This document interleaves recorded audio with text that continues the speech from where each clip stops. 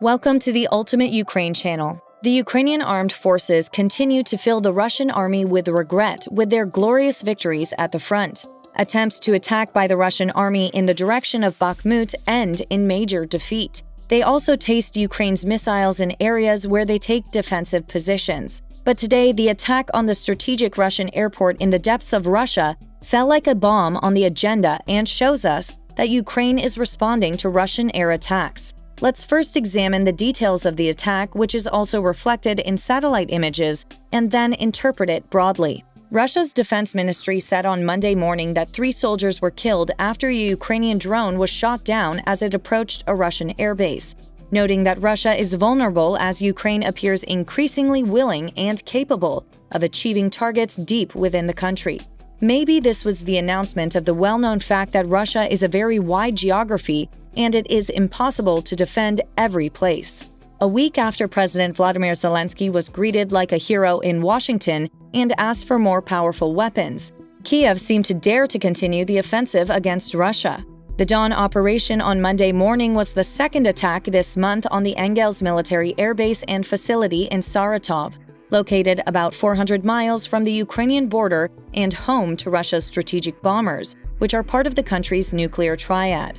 According to a senior Ukrainian official who spoke on condition of anonymity at the time, the drones in the first attack were launched from Ukrainian territory. The Ukrainian government has publicly followed a policy of deliberate uncertainty over attacks on Russian territory, which began with a Ukrainian helicopter strike near Belgorod, near the Ukrainian border, in the first month of the war. When we examine all the Ukrainian attacks carefully, we can see that Russia's critical military targets have been destroyed one by one. While Ukrainian officials do not publicly confirm Ukraine's military strikes against Russian targets, they openly praise the successful strikes and assess how they benefit Ukraine militarily. These explosions in Russia, the Ukrainian government, are thought to be a response to Putin's persecution in Ukraine. But Putin should have anticipated this. He should have known that if Russian tanks made a mistake while marching to Kiev, this war would burn his house as well. We see that the first explosion in the airbase this month forced the Russian Air Force to withdraw planes from the area. Satellite images have tracked the Russian Engels airbase many times with geo-indication.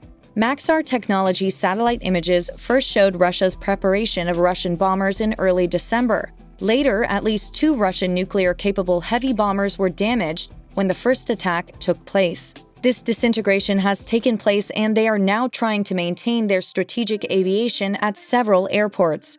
Early Monday morning, a Ukrainian drone was shot down from a low altitude. The ministry said that the plane stationed at the airbase was not damaged as a result of the attack.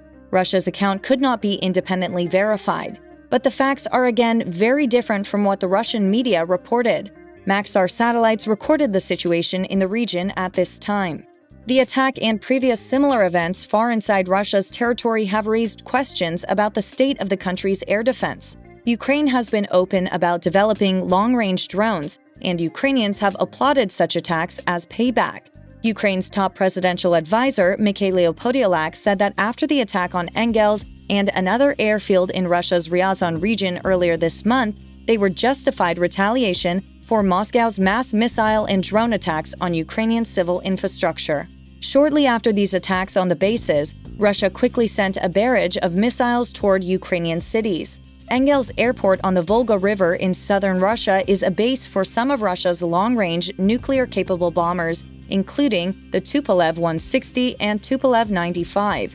Ukrainian officials say it is also a preparation area for Russia's relentless campaign of missile strikes on infrastructure.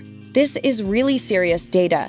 Based on this data, it is understood that Ukraine's main motivation under these attacks is to protect Ukrainian civilians. Because as soon as Ukraine destroys the centers where Russia carries out their airstrikes, all of Putin's threats to Ukraine will be destroyed. Russian media previously reported that there were explosions in the airbase operated by the Russian Air and Space Force.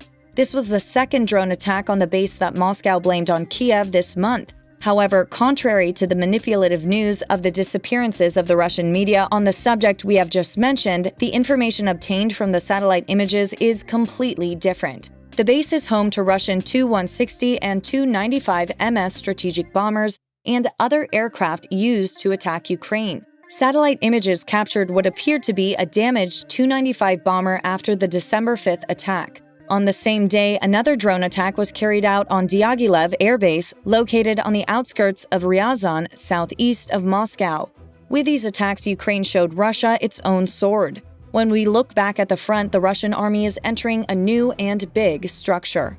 Russian military officials are proposing a major restructuring of the country's armed forces, including raising the age for conscription, as casualties from Moscow's 10-month occupation of Ukraine continue to climb.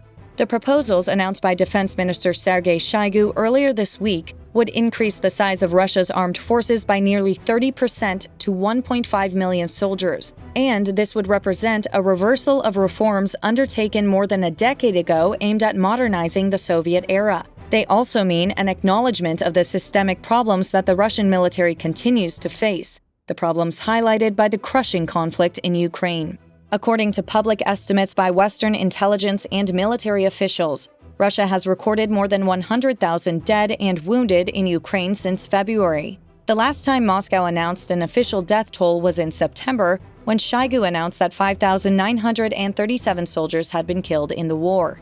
To replenish its forces in Ukraine, the Kremlin announced a mobilization campaign in September aimed at bringing in 300,000 soldiers, mostly reservists and those with military experience, to assist in the war. The mobilization order was separate from the normal biannual draft, which put 120,000 to 140,000 men into service twice a year. These soldiers serve for 1 year. Under current law, the draft targets men aged 18 to 27. These soldiers are not allowed to be sent abroad or to active combat.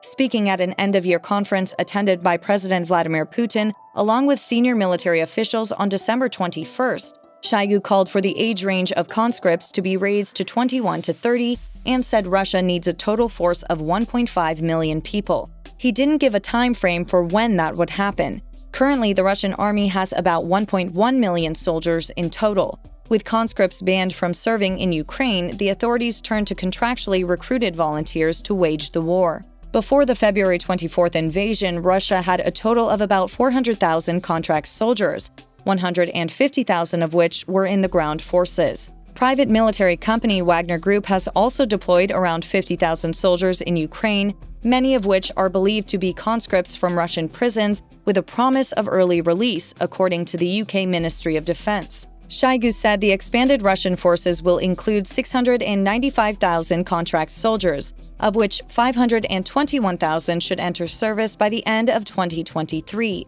Shoigu also proposed a major reorganization of the military power structure, particularly in the Western Military District, whose forces are positioned against NATO member states. Other changes would move some Air Force units under Ground Force Command, and existing infantry, naval, and air brigades would be converted entirely into divisions, similar to what existed in Soviet structures. If the proposed reforms are put into effect, they will undo a series of changes made by Shoigu's predecessor, Anatoly Serdyukov, in Georgia in 2008, which showed obvious problems in the Russian military. But we don't know if the Kremlin can handle an army of this size. They can't even defend their own home base right now. This question mark cannot be filled, whether they can dominate such a great power with this incompetence. Right now, Putin has many crises to solve, and he can't even find military equipment on his soldiers at the front. If the new siege of Kiev planned by the Kremlin in February also fails, it will all be over for Russia. Thanks for watching.